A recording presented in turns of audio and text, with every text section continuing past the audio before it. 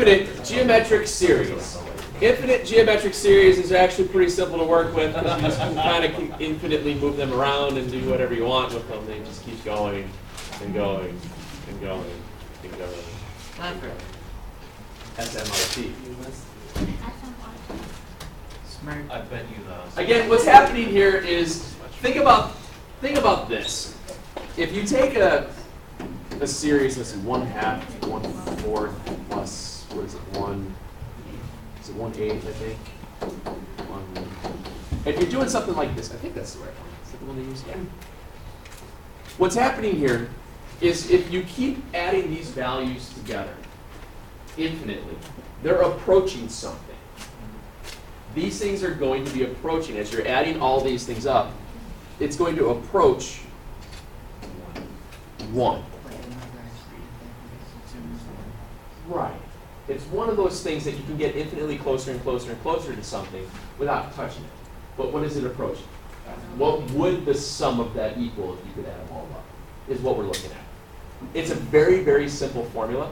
It only works for one style of geometric series.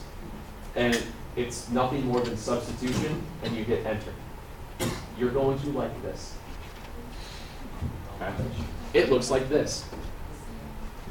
The sum of a infinite geometric series with the first term and a ratio is nothing more than the first term divided by 1 minus the ratio. And that's your sum.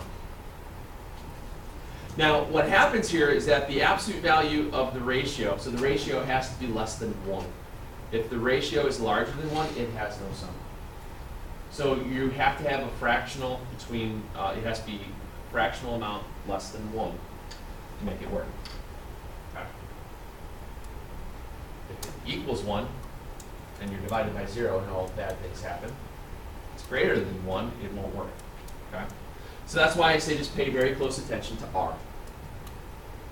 I think we had that problem a second ago where your rate was it 3/2, I think, when we were looking at it, it was 3/2. That one would not have a sum because the R value would be larger than 1.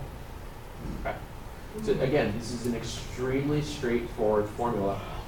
Excuse me, and it'd be very easy to see how it works. So let's look at an example. Going back to summation notation, they switch between the two here. If you're looking back at summation notation, which one of these values is your R value? The 1.7. The 0.07. Not 0.07, it's just 0.7. Oh. So your R value here is 0.7. What's the first term? No. 3. No. Remember how the formula looked for geometric sequences. It was a sub 1 r the n minus 1. Oops, sorry. That was how you wrote out the nth term for geometric. You always threw this in parentheses raised to that exponent. So what you're going to be doing here is you'll be looking at the summation notation. You pluck out the rate, and now you know your first term, you know your rate, and you use the sum. It's going to equal 1. Oh. This first term. 1 minus your R, so it's 3 over 1 minus 0.7. You press the button and enter. Okay. So what is that? 10. There you go. Wait, so what does that tell you? Again, it's telling you if you take all these values and you figured out what each individual term is in the sequence as you start adding them together, it'd be 3. It'd be 3 times 0.7, so that's what 2.1 plus, you raise it to the next power, and you just keep adding them on and on and on and on and on. As you add all of those up, your final value should equal 10 if you can add infinitely. That's all it's telling you. Not always. No. Like an example here. Here you don't. they're not telling you right off the bat what the rate is, so you have to calculate the rate. Okay. So your first term in this case is 1. Your R value is what? Negative 1/4. Okay. So you start again by just using the formula. It's your first term divided by 1 minus your rate.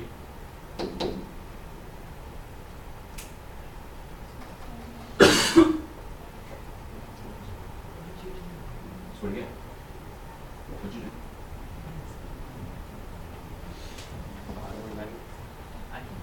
Again, it's that straightforward. There's no tricks, there's no nothing to this. This should make you happy. What'd you guys get? 1/5. What is it? 1/5. 1/5. I got 0.8. Yeah, 0.8. Oh no, that's 4/5. Yeah.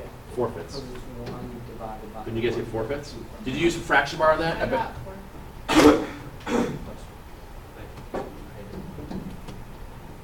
got 4/5.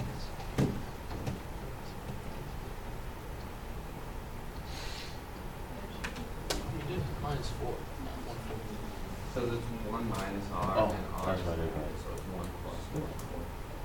So that'd be 1/1.25. See, you messed with the sign?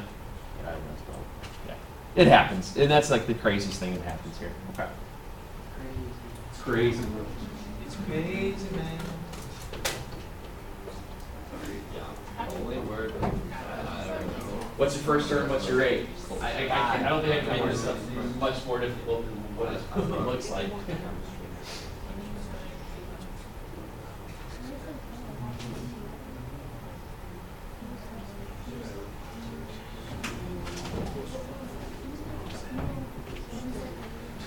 And then, what do you think is going to happen if you have to go backwards? Do you think sometimes they might give you the sum? Do you want me to do this one, or did you figure it out?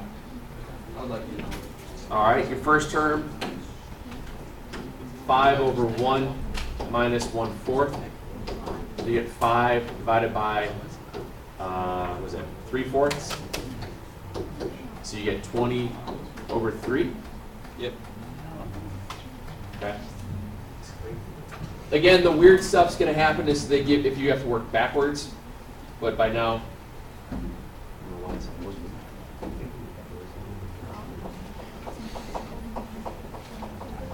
They give you the first term and the sum. Find the rate. If you have the first term and a sum, remember the sum is first term over 1 minus r. You know 2 of the 3 variables. 10 is 4, 1 minus r. Oh no, what do you do?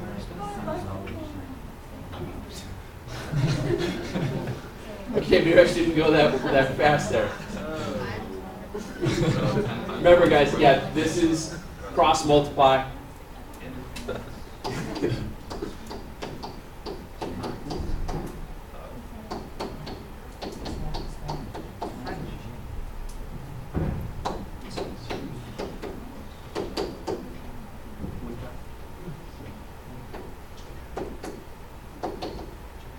Are we okay with that? So very fast solving for a variable. And no logs. And no logs, you're right. There's gonna be logs, isn't there? No, there really isn't. This is one of the easier setups. What we wind up working on next week is that we haven't done any of the word problems with these yet. There are So word we're gonna- problems? Oh yeah, it's a real practical thing. It's not that difficult. So we're gonna work on those on Monday. We'll combine the 3 styles, sections 2, 3, and 4 together on word problem stuff on Monday. We'll talk about what's called a recursive rule on Tuesday. Probably tie it all together Wednesday, and I'm guessing test out of this stuff next Thursday. It's probably my best bet. If we test on Friday, then I'm gonna start 12 on Thursday. Fridays aren't good, you prove that. Keep that. All right. So let me give you a couple of these to try for tonight. Let's see. It starts on 678.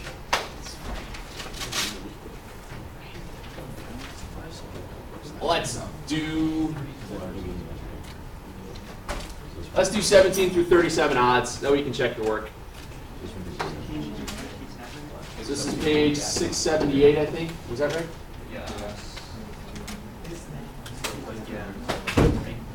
Yeah, 678. Do 17, 37 odds.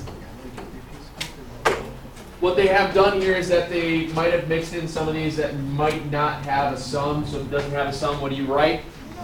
No. No sum. You know sum? No, we don't know. Some. Do you know? No. How angry would you be if I used the back of like notes from semester 1? Fine by me. You're recycling. You're saving the planet one sheet of paper at a time. You're being very eco-friendly. Wait, so just one if there's no. What's that? You know how the first term's on the door? If it's not 4, it's just 1. Wait, since n I got equals 17. 0. Yeah. Wait, Yeah. wait. I go to the bathroom, blow my mouth. What's that? Wait, should we look at the end or at all? Like the end of because then that would mean that the 1/2 always equals 1. Right? What? That would mean, wait. It's starting. I'm losing it.